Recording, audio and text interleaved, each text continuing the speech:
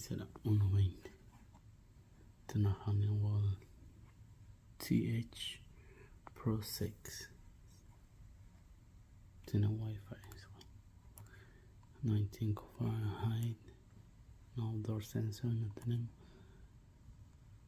Heat pump system, sí. Air to air, yep. Usamos la B. Compresor solo es uno. Auxiliary stage es uno. Heat auxiliary, emergency heat. Control, yeah, ahí está. Electric auxiliary, yep, es eléctrico. Emergency heat también. Changeover ponemos off.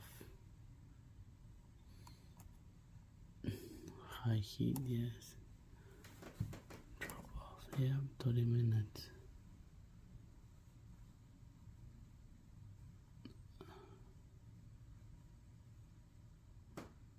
Yeah. Okay.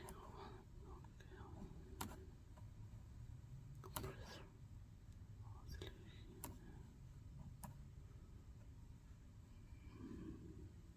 Un minuto para que prenda, 30 segundos. El fan, 30 seconds.